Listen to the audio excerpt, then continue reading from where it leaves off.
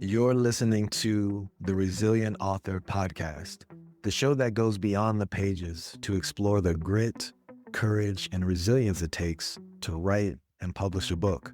I'm your host, Kary Youman, and each week I sit down with authors to uncover the stories behind their stories, the challenges they faced, the breakthroughs they experienced, and the wisdom they've gained along the way. Whether you're working on your first chapter or celebrating your launch, this is the place to find inspiration and practical takeaways for your own author journey. Let's dive in. Who may not know who you are yet, what's your book about, and what do you hope readers take away from it? Well, I was so attracted to your podcast because of the title, The Resilient Author. I can't say that I ever thought of myself as resilient, but when I saw that, I thought I got to get in touch with this guy because um, um, the book that I'm currently have out there that was released in September of 2024, so it's a little over a year old.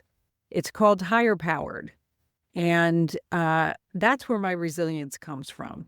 And the reason that I love this book the most of everything probably that I've ever written is that it is a what happened was I was in seminary and I wrote a master's thesis, and which you have to do. It's part of, completing that, the master's. And when I was finished with it, I did that to get an A. Like I was really passionate about what I was writing about, but at the same time, I really wanted to get an A. That was the whole gist behind it. And when I graduated and I finished that, I knew it wasn't finished. I knew there was so much more to say about it. And so I just spent, and this is the resilient part. I did things that I never would have done before. Like I went to my boss and I said, I can't write on the weekends. I just don't have enough time to do it, to really put to it as I need to put the time and energy to it. And I said, is there any way that I could work maybe 4 10-hour days and have a day off each week so that I have a day at my house where my husband's at work and I have nothing else that I have to do? And I had nobody around me was doing this at the time. And my boss said, you know what? I have no idea, but let me ask HR. And she took it to HR and they said yes. I had been an employee there at that point, for about 20 years. And so, I was a loyal employee who always showed up, always got her job done. And they said, let's see how it works.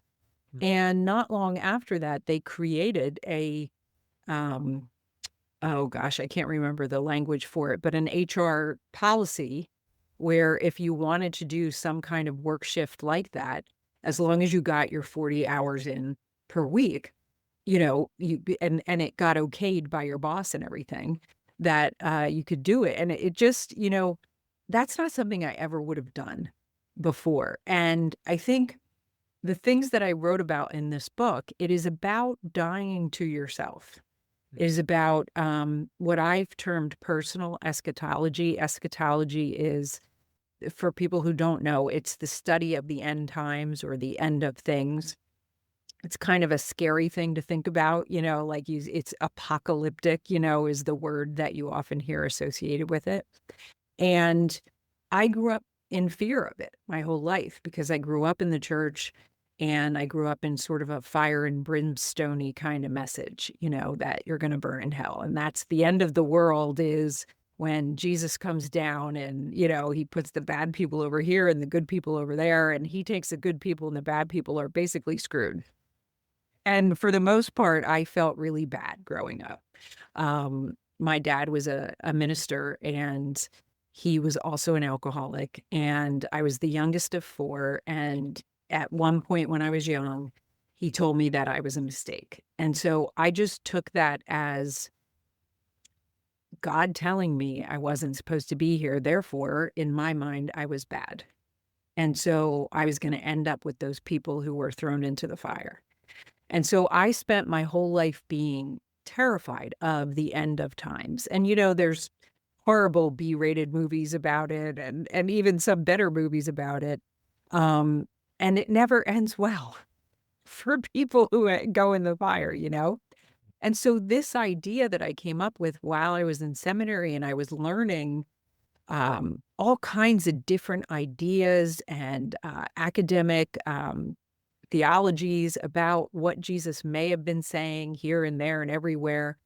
And I learned how much he speaks or spoke in metaphor, in symbol, in parable.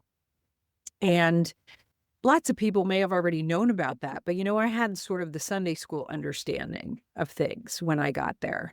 And I started to think about it and I thought, what if when Jesus was talking about his second coming, he actually meant he was going to come for each one of us, singular. I'm going to come back for you, and your life is going to end completely in order to follow me. And the reason that this really struck gold for me was because at the time that I entered seminary, I was 15 years sober. And so I had my own addictions that I was recovering from, and my life was an absolute 180. Like if you had known me in my addictions when I was actively using alcohol and food and running after men the way that I was I mean, I was addicted to everything. Um, but those two were the biggies, food and alcohol. And if you'd have known me then, and then you knew me when I walked into seminary, is a completely different person. And so when I started to think about this, because I'm accepting Jesus and I'm following this path, even though it's going to cost me money, I don't have, I'm going to have these horrible bills but I'm running after it because this is where I'm being led. And, I'm not sure this is answering your question, but the basic gist of what I'm trying to say here is that the resilience that I have received from following Jesus is what I talk about in the book because it is a continual dying to self over time. Once I put down the alcohol and the food, then I had to put down all those defects of character and all that chaos that I was causing because of my addiction. And then when those things were put down, then I have to put down more of myself in regards to selfish desires, self seeking, selfish behaviors, all those things. Um, and so I'll just stop there and see if I answered your question, You and did. then No, we can go on from there. you unpacked a lot, and I really appreciate that. You were just talking earlier about just being a kid and being told like if you're bad, you're gonna, essentially burn in hell, like you said. Like what a terrifying thought for a kid to have, and just to have that lurking over your shoulder throughout life. Like it, yeah, I felt that, and I know a lot of us felt that. It's not ideal. Um, No. but I am curious, when so you mentioned being in recovery, you mentioned Christ coming into your life. Like when did you know like this story had to be told? Like it wasn't just an idea anymore, but like you knew that you had to write this book. Like what was that process? Interestingly enough, I thought about writing. I've been a writer since Mrs. Gehrig made me write a poem in fourth grade. I mean, we all had to write a poem, and it was a ridiculous poem that I wrote, but I mean, it got the bug started. So I've been thinking about writing really my story, everything my whole life. But I always got in the way. Mm, My victimhood, growing up in the setting that I talked about is very abusive. So I, played the victim for a very long time and I got in the way of telling the story. And and then when I got into early recovery, I was also guided. Not everybody who is recovering from addictions needs help from a counselor. But I definitely did. There was a lot of childhood trauma to unpack and get rid of. And so while I was doing that, I really couldn't think of doing anything else. Um, but when I started to get clean and I recognized, or like had more significant time clean, I recognized that there was so much more I was being pulled to learn. And that's when I followed and went to seminary. And when I wrote my thesis, I was graduating in 2020, Mm. in May of 2020. I don't know if you remember what was going on in the spring of 2020. Most people do. But I was so, pardon my French, I was so pissed because I worked full time while I was getting my master's degree. And so I had spent 6 years in part-time schooling while I was working full time. And this was pre Zoom. This was pre everything can be online. I mean, some things were online, but I was driving an hour and 15 minutes to my classes, working crazy hours to get my hours in, all that stuff, just like going above and beyond. And my graduation day was taken away. Mm. And I know that sounds, just saying it just like that right now sounds so selfish because the world was crumbling, right? The world was crumbling around us. And all I could think about was my graduation day is taken away after 6 years of hard work. I don't get to be noticed and recognized and all that stuff. And it actually, it put me into a bit of a spiral, and it was amazing because it was like a 48-hour period where I just hated myself so much because I recognized pretty quickly what was happening. And I knew in that time something needed to change still. Mm. There was something in me that was really still not okay. And I don't know if you've ever seen the show The Chosen. Have you ever seen that show or heard about it? Yeah, it's really good. Well, it had just come out I think it was the fall of 2019. A couple people had told me about it, but I was busy with school and, I didn't have time for it. Well, now I'm graduated and I have all kinds of time because the world is closed down. And they decided to make the show free. And they made it like a pay it forward thing right at that time because of the pandemic. And I thought to myself, what the heck? I got nothing else to do. You know, well, I started watching that and I thought to myself, this is the Jesus that I want to talk about. Mm. This is the guy that I have known my whole life that has always, even in my darkest moments when I really hated God, because I really thought God was doing this to me, putting me in this family, putting, the whole thing. But I always identified with Jesus because this is going to sound a little crazy, but Jesus's father abandoned him just like my dad abandoned me. Mm. That was the crazy diseased thinking in my head, but it kept me connected. Mm. And when I met the Jesus in The Chosen, I knew this is the guy I've known my whole life because anybody who's watched that show knows he's just he's just so beautifully portrays the human divine together. It's beautifully done. And I've seen a lot of people play Jesus. Jim Caviezel also did a wonderful job. But it just really made me recognize I need to write more about this relationship.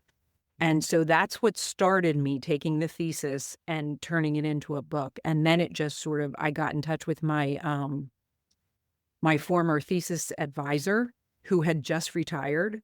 And I said to him, would you be willing to read my chapters as I write them? And he was all for it. So I mean, he was on board and I was sending my chapters to him.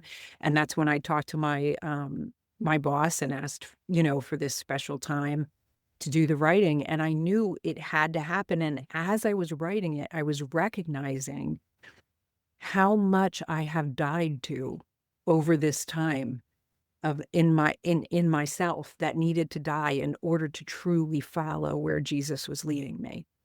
And I couldn't really do that until I completed the book, which was about 2022. So it took me about 2 years to do that and then let it all go. It took another 2 years to find a publisher who was willing to pick it up. That's a brutal process. you know, um, In those 2 years, a lot more happened in my relationship, and, actually going back to church, going back to organized religion and being baptized, and that's when, because I was baptized as a baby, my parents had me baptized, but I didn't feel like I had made that choice. That wasn't like, I wasn't saying, "I give my life to Jesus." My parents were saying, "We're giving her life to Jesus." It's to me, it wasn't the same thing. In the church my husband and I joined, that I went to the pastor and I told him that I had had this desire for a while, but I never followed through on it because I thought it sounded silly or whatever.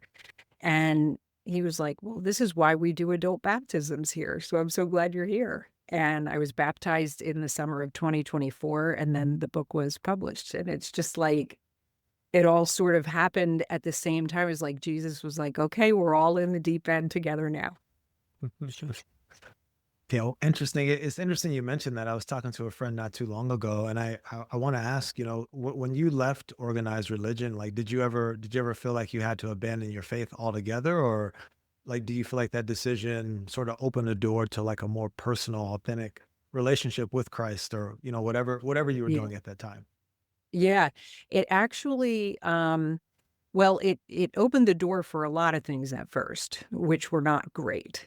That exploration became a lot of alcohol and partying and just self-degradation. Okay. So it does open, I mean, it took me away from the rules, and the oversight from my dad, and I was only 18, so I went to college and I never went back to church.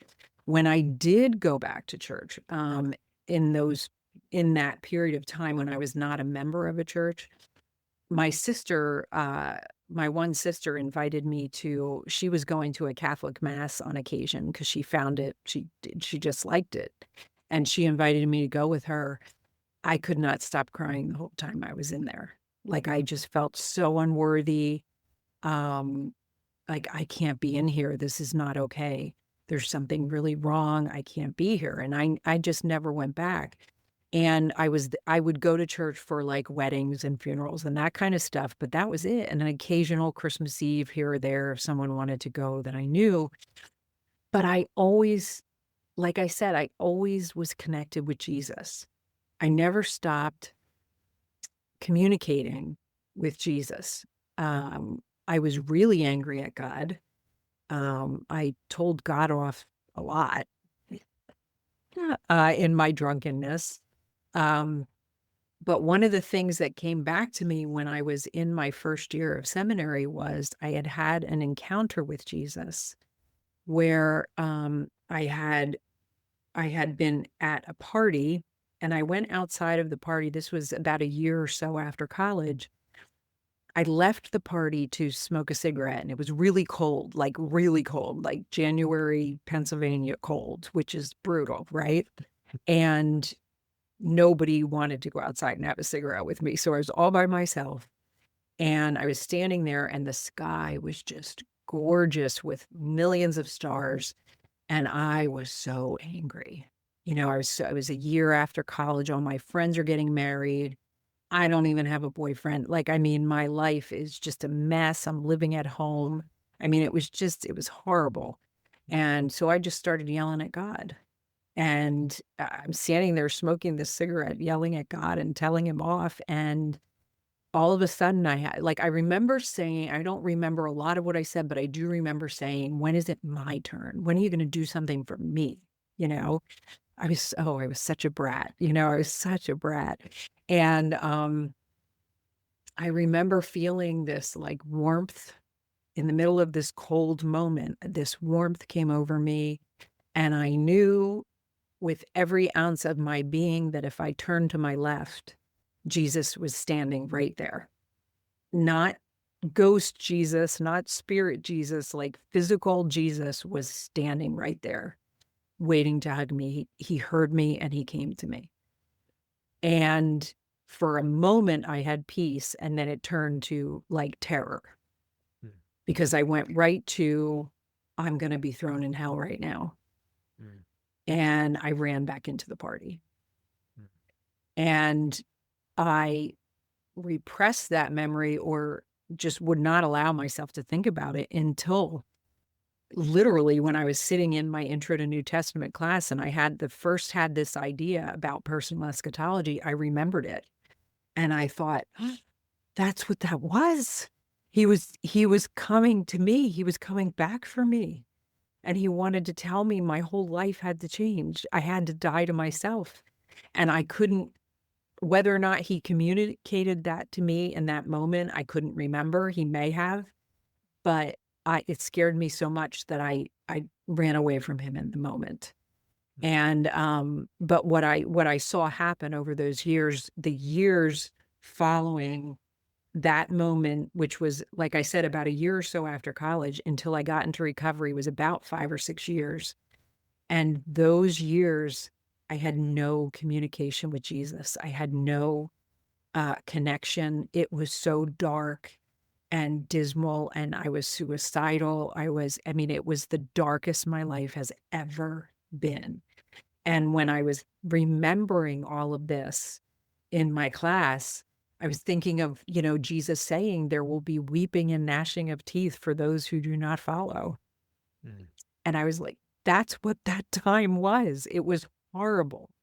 The separation that I felt during that time was unbearable.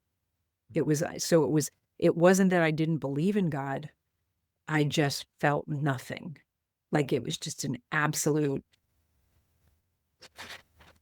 I don't even want to say emptiness because that actually describes something. Like I can't even describe how horrible it was. So I never stopped believing, but there was that time when I got to recovery, what they told me was, you have to have a higher power. mm, It doesn't have to be anything that we tell you it is, but you have to have a higher power. And when I first started in recovery, it was the group of people. Whenever anybody said the word God, I thought of the words in capitals, God, good, orderly direction. mm, So my higher power became good, orderly direction. So that meant I needed to call somebody and ask for some good, orderly direction whenever anything came up, that kind of thing. So I couldn't even pray at first because I was afraid, and thankfully I had people guiding me who kind of really pushed me to go there. And they said, look, I haven't been struck by lightning. So you're not going to be struck by lightning. Just start praying. It doesn't have to be the God of your childhood. Just start praying and spirit will guide you. mm. And that's exactly what happened.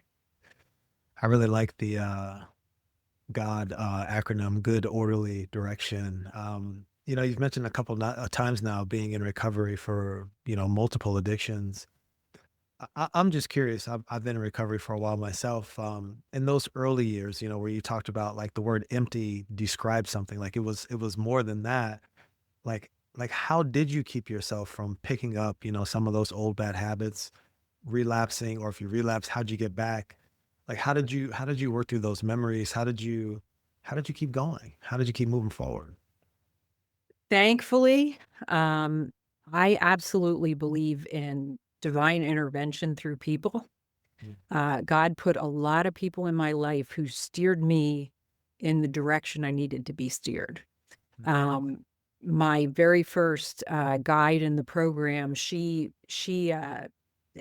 was also an alcoholic. The first program I went into was for food, and I couldn't admit that at that point that I was an alcoholic because my dad was an alcoholic and I hated him. So if I admit this, then I'm gonna have to hate myself.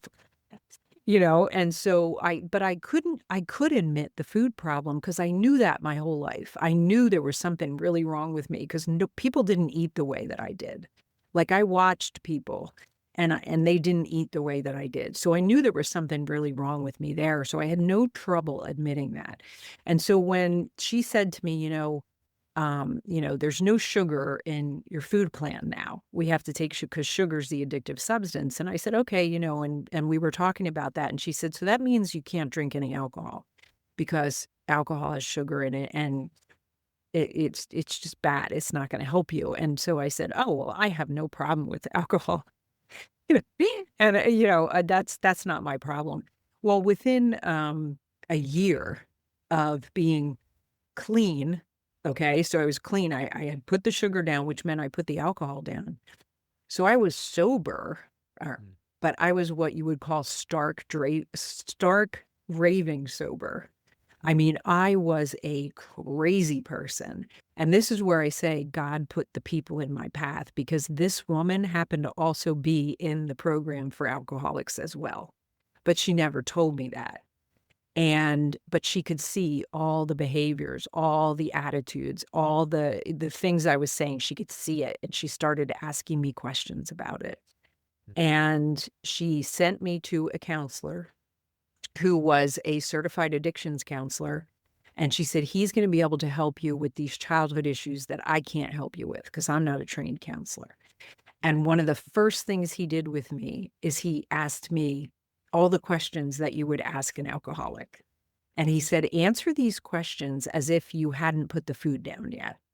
Mm. And when I answered them, I passed the test with flying colors. And he said, I really think you need to start going to those meetings for the alcoholics, because until you admit this, you're not going to be able to move beyond it. Mm. And I'm not kidding you. This is how stubborn I was. I went to meetings for over a year before I was willing to admit. I was like, I am not going to admit this. But once I did, and I started doing that work with him, that's how I didn't pick up that, because in that work that I was doing about my childhood, I had gone to counseling before, but no one had ever really like got into the basement with me Mm. and just excavated the crap out of my childhood. And that's what this guy did. He was very, uh, I can't, kind and compassionate, but also really truthful about what he saw. He put me right into a women's therapy group, and I was working with other people. And it was all about community and just like laying into the truth of who we really were.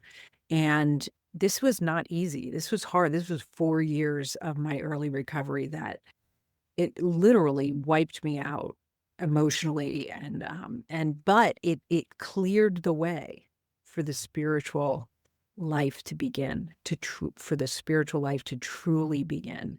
And I'm just like, I look back at that time and I think, wow, God, you so know what you're doing by who you put in my path, because I know me, and the fact that I actually listen to these people, that's a miracle on its own. you know, um, and I started writing again, and that also helped, like, because I had turned my writing off for a long time. And so I started writing again, and that also helped me. Like, I would just go to writing, or, I just followed direction. I followed direction, and I did what everybody told me to do.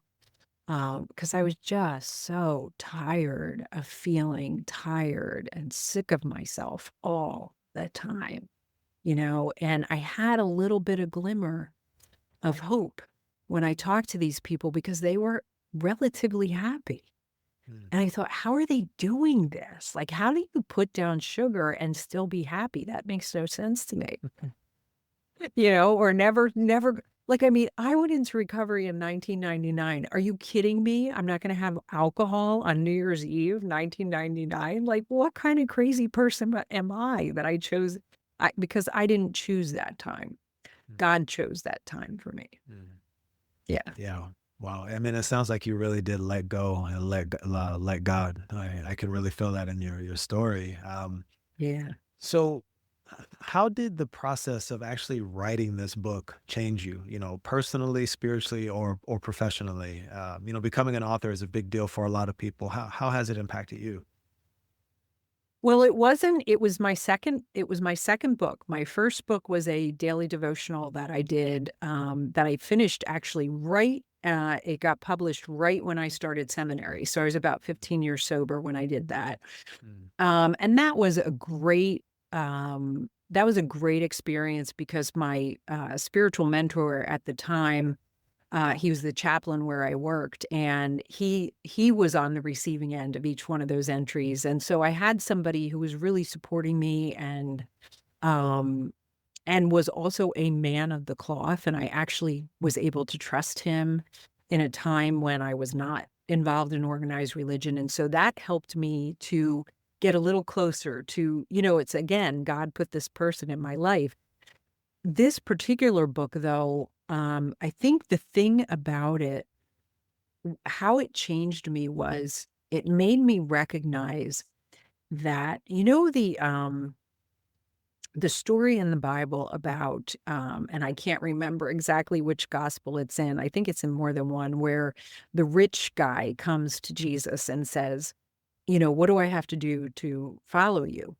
And Jesus asks him if he's kept the commandments and all that stuff. And he's like, yes, yes, I've done all those things. And then Jesus says, okay, there's one other thing you need to do. Sell everything you have, give it away to the poor, and then you can follow me. And he goes away sad, right? Because he can't do that. He can't give up his possessions. He can't give up who he is in order to follow Jesus. And when I was writing the book, I recognized this is more about carrying a message than being a message. Mm.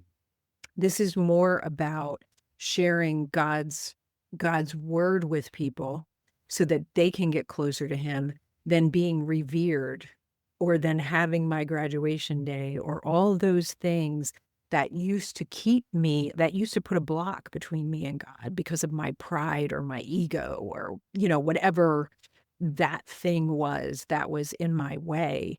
Um, my jealousy of other people who were authors. How come I can't get an agent? This person gets an agent. How come I can't? Why doesn't anybody like my stuff online? Like all those things that I was so worried about, and now I'm just kind of like, look, if God wants this to get into somebody's hands, he's going to get it into that person's hands. And it's not for me. It's again, I go back to The Chosen again. The creator of that show named his company 5 and 2 for 5 loaves and 2 fish because he recognized that he was trying to feed the world with himself, and he realized all I have to do is make the product and put it out there, and God will multiply it.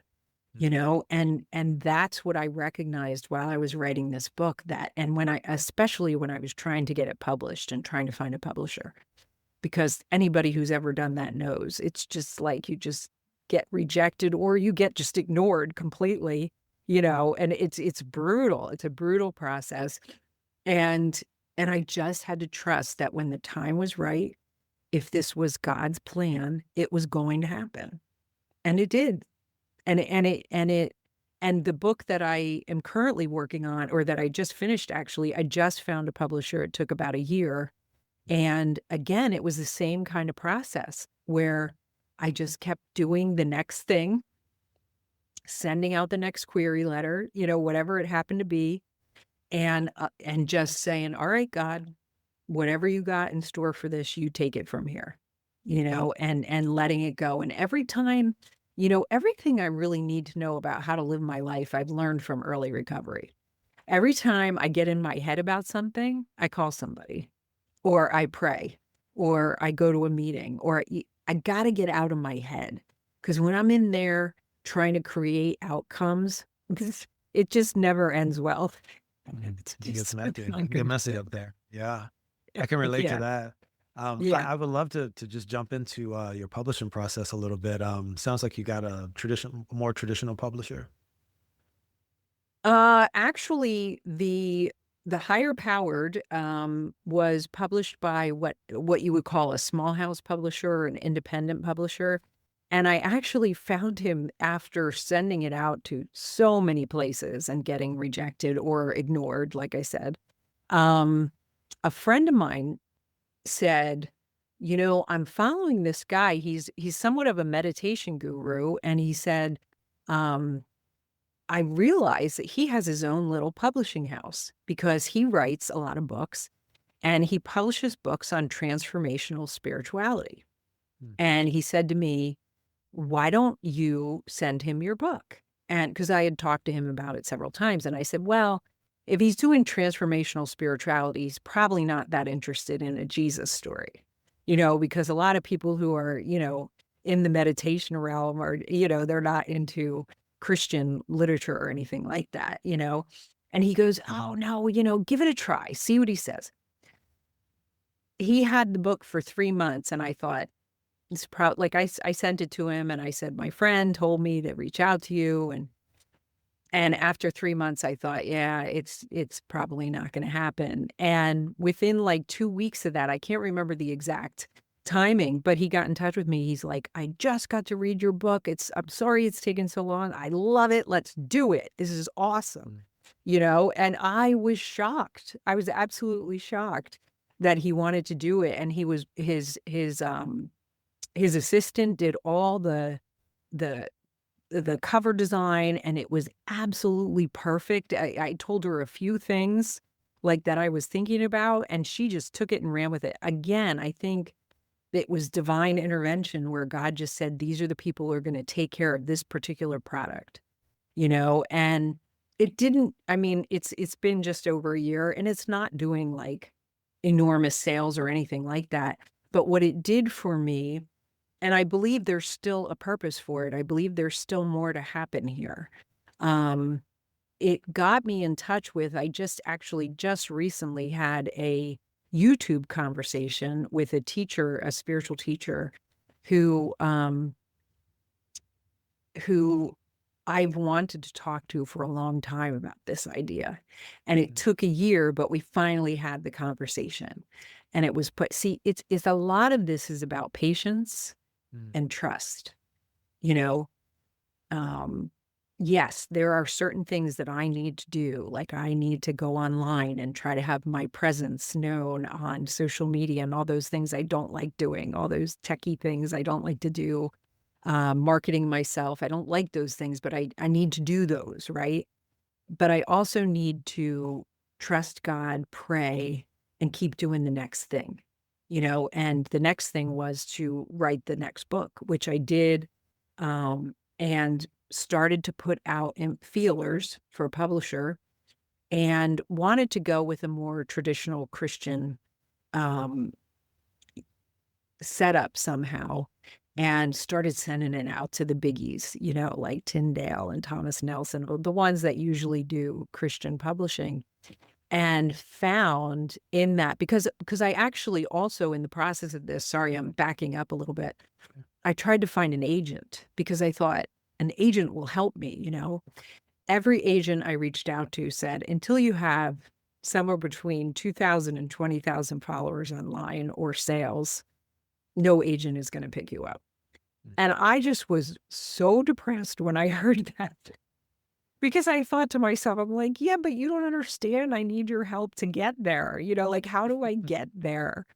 Um, so I just started again sending out query letters. And in the process, I found out that Thomas Nelson has a hybrid publishing arm, which I had never heard of, a hybrid publisher. It's kind of like self-publishing because you do have to put some money into it. Like they're not just doing all of it for you, but you get now the Thomas Nelson name behind your book, which is huge. I mean, that is for anybody who knows Christian literature, that they've been Thomas Nelson been publishing Bibles since the 1700s, so that's definitely big. But they also will hopefully that will put me in a spotlight to have agents find me. That there's that possibility, and maybe not, but it gives me more of a presence in the field, and that's where I want to write. That's the kind of stuff that I want to write. So how is it? It's really made me sort of step outside of my comfort zone, and do some things that I don't like doing, or ask for help in places that I feel maybe stupid or silly about it, and recognize that nobody knows what they're doing, really. I mean, unless they're in the business their whole life, most people really have no idea what they're doing. And it's okay to ask for help and ask questions and all those things that or at least that I have kept myself from doing things because I'm afraid of looking a certain way or whatever. I think too, I'm also to the age where I don't care anymore. Mm. I I will say that growing older is a beautiful thing in that one thing is that I really don't care anymore about a lot of things I used to care about, silly things that kept me from stepping outside, and doing the next thing. Yeah, that sounds like liberation. And yeah, congratulations. I did see the cover for Higher Power. They did do a really good job with that. And Yeah. excited. We'll talk a little bit more if you're open to it about the new book. But I'd love to ask this question. Resilience, it tends to show up differently for everyone. Sometimes it's discipline. Maybe in your case, it's faith. Sometimes it's community. What does resilience look like for you these days? I love that you use the word discipline because, discipline is something that, I shied away from for a long time because it was used in a very different way when I was growing up, the word. Um, Self-discipline for me has actually been one of the greatest gifts I've ever given myself.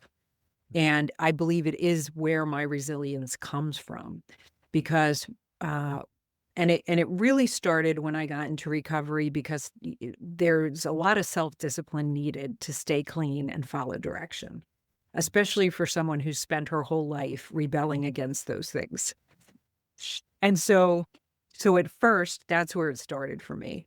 But then when I decided to go to school, and was working full time, in order to keep doing those things that helped me to stay sober, I had to start getting up at very early hours, Mm, and I really like my sleep.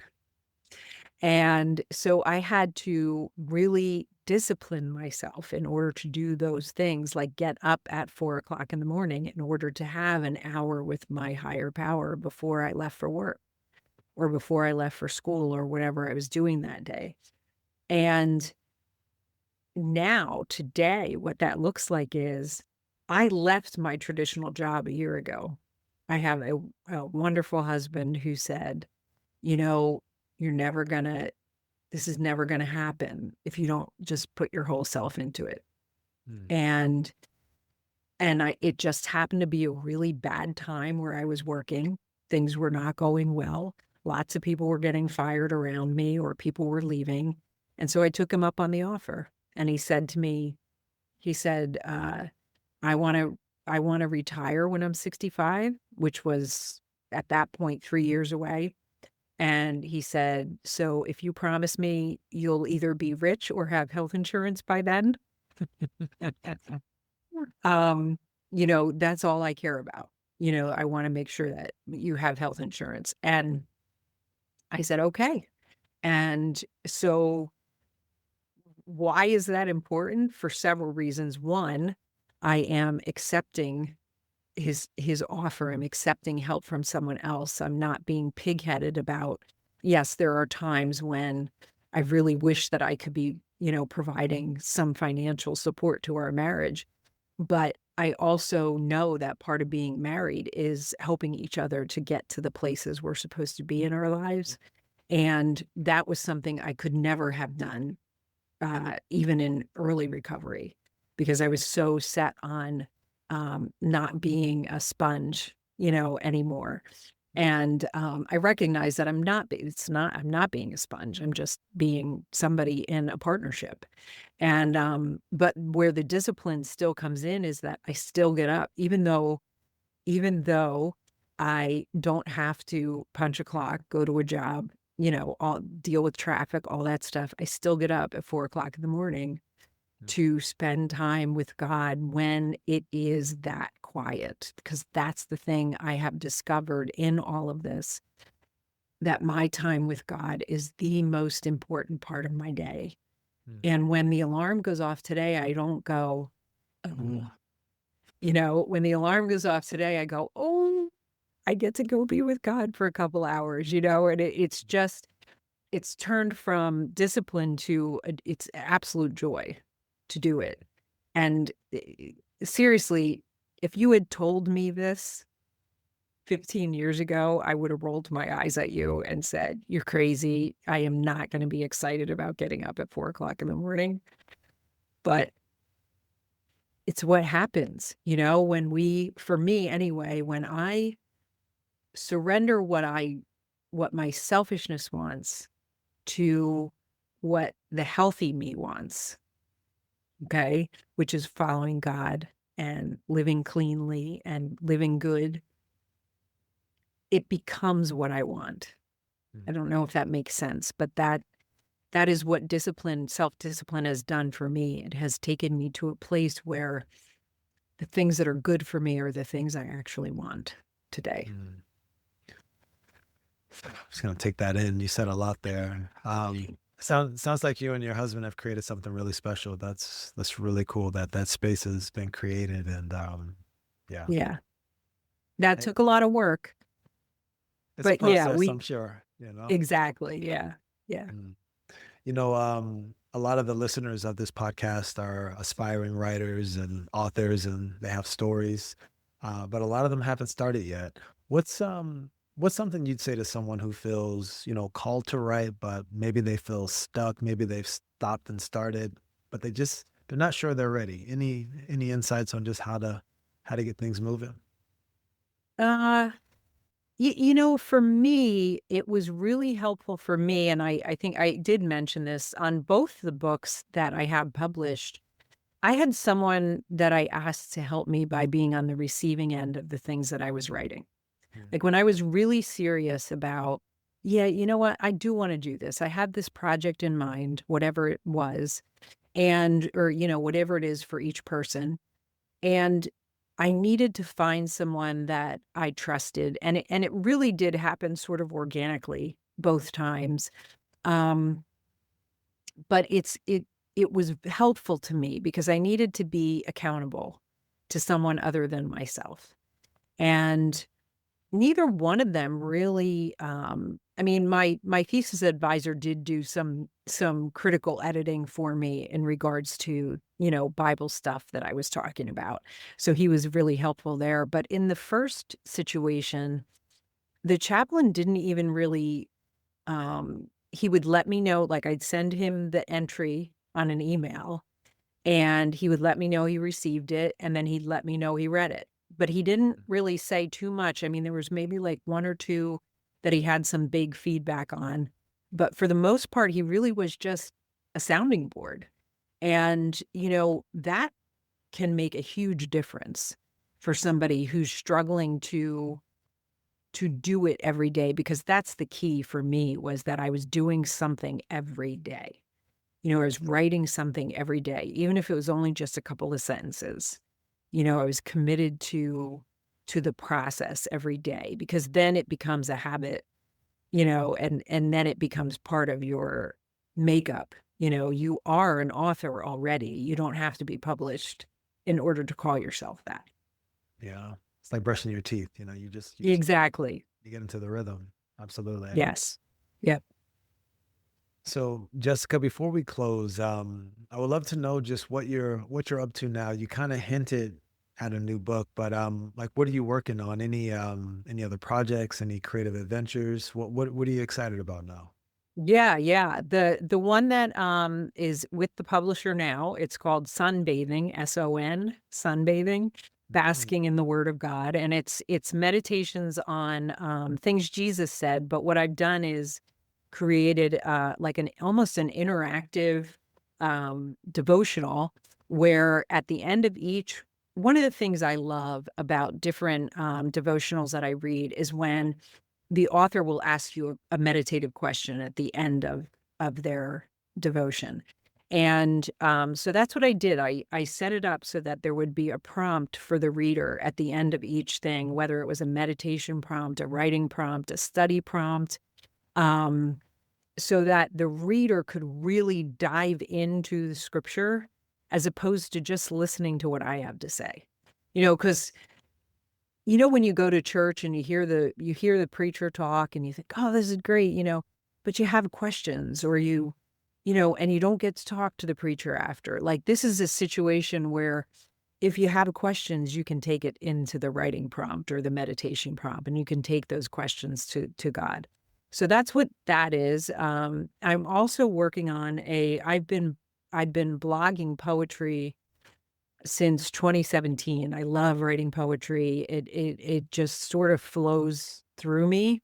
It's one of those things where I recognize that God has given me a beautiful gift of communicating with him. Mm. And the collection that I'm putting together now, I actually have a working title for it called "This Is How God Speaks to Me," because one of the things I've noticed about it is that I date all my work, and as I'm going through all these different poems since 2017, which is quite a few years ago now, I'm reading things from 2017, 2018 that are really wise. Mm. And I know I was not that wise back then. Like, I know that that's God speaking through me. Mm. And so that's what I'm working on that now, putting that together. I have a couple ideas in my brain. I wrote a short story that was a historical fiction short story when I was in seminary, on the Levite's concubine, which is a very sort of random story from the book of Judges, that a lot of people don't talk about. You probably never heard about it in church because it's an ugly story. It's a really ugly story. But the female in the story doesn't have a name. She's just referenced through the whole story as the Levite's concubine. Mm. And so I took the story and I wrote a historical fiction story about it. I gave her her name, and I gave her a backstory as to why she became a concubine and all that kind of stuff. And I remember at the end of that class, the professor said, I want you to write a one-page "so what," meaning, what are you going to do with what you've learned about studying this? And I basically said, I said, someday I'm going to write a collection of short stories for all the women in the Bible who don't have names.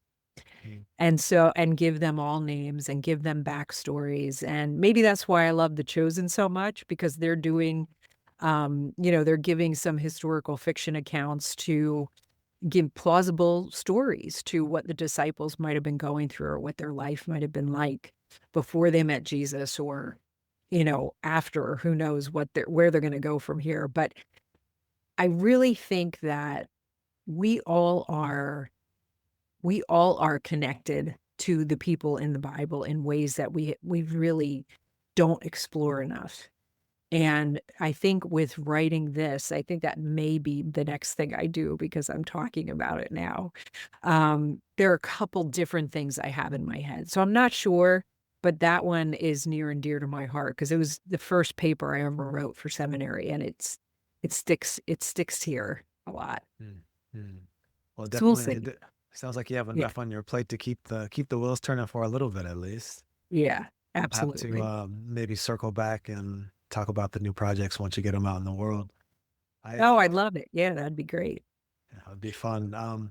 So I'd love to invite you into the lightning round. I have 5 questions. You just speak from your heart. We'll just go through them and see what comes out. Okay. All right. So what's one book that changed your life?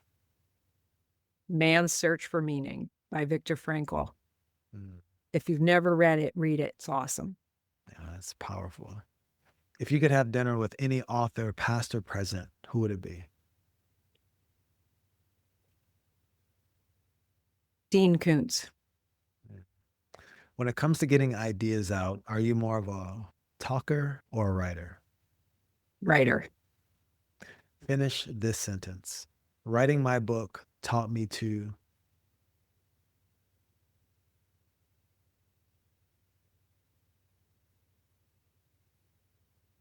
Be patient. In one word, what does resilience mean to you?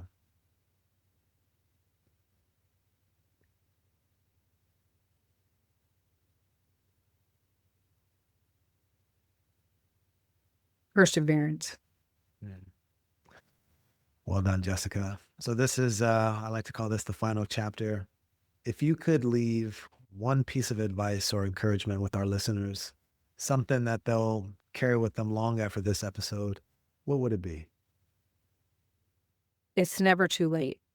Whatever it is for you, whether it's, you know, getting clean from an addiction, getting married, writing a book, changing careers, whatever it is that you've been thinking about, and you start to think, I'm too old, I can't do that. It's never too late. Mm. I love that. Such a great reminder. Before we wrap up, Jessica, where can people find your book and follow your journey? Everything you need to know about me is on my website. It's very easy, jessicalmorris.com. My books are there, information. I'm a spiritual director, so there's information about that there. You can subscribe to my blog and get my poetry in your email inbox if you want. And I do other ramblings sometimes on occasion when I get excited about something. But everything is there. Yeah. Excellent. Excellent, Jessica. Well, thank you for sharing a piece of your heart today. This was a lot of fun. And yeah, I would love to follow up maybe in a few months once your next project is out to talk about it. That'd be great. It's been an honor to be with you, Kary. Excellent. Thank you, Jessica. Thank you. Thank you so much for tuning into the Resilient Author Podcast. I hope today's conversation gave you both inspiration and practical tools for your own journey. If you've been carrying the idea for a book, but haven't started, or you started and feel stuck, I'd love to invite you to join my 5-day Speak Your Book Challenge.